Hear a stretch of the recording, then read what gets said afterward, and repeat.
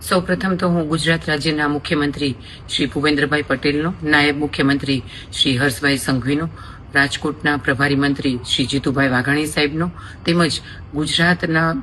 ભારતીય જનતા પાર્ટીના પ્રદેશ અધ્યક્ષ શ્રી જગદીશ વિશ્વકર્મા સાહેબનો, તેમજ રાજકોટ શહેર પ્રમુખ ડોક્ટર માધુભાઈ દવેનો, તમામ સંસદ સભ્યશ્રીઓનો, ધારાસભ્યશ્રીઓનો, ભારતીય જનતા પાર્ટીના રાજકોટના સર્વે હોદ્દેદારશ્રીઓનો અને સમગ્ર રાજકોટના શહેરીજનોનો સૌપ્રથમ તો હું ખૂબ ખૂબ આભાર માનું છું. અને અત્યંત આનંદની વાત એ છે કે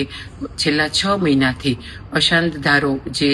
મારા વિધાનસભા વિસ્તારમાં એની મુદત પૂર્ણ થતી હતી એની અમે રજૂઆત કરી હતી, તો સરકારશ્રીએ ત્વરિત જ આ નિર્ણય લઈને આ અશાંત ધારાની મુદત છે એ ફરીથી રિન્યૂ કરી છે અને હવે આ મુદત 16 જાન્યુઆરી 2031 સુધી અશાંત ધારો આ તમામ વિસ્તારમાં ફરીથી આ જ રીતે લાગુ રહેશે.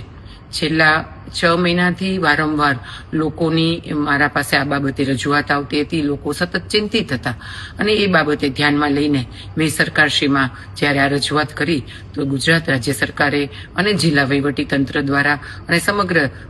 અધિકારીઓ દ્વારા ખૂબ સરસ સાથ સહકાર અને સહયોગથી આ સમગ્ર વિસ્તારમાં ફરીથી અશાંત ધારો છે એ રિન્યૂ કરવામાં આવ્યો છે અને અશાંત ધારાની મુદત 5 વર્ષ માટે વધારવામાં આવી છે. વિધાનસભા 69ના તમામ લોકો આ બાબતે ખૂબ ચિંતિત હતા અને વારંવાર મને રજૂઆત કરતા હતા. એટલે આ બાબતે છેલ્લા 6 મહિનાથી અમે સરકારશ્રીમાં અને તમામ વહીવટી પ્રક્રિયા અમારી ચાલુ હતી અને હમણાં જ થોડી વાર પહેલા જ મને કલેક્ટરશ્રીનો ફોન આવ્યો કે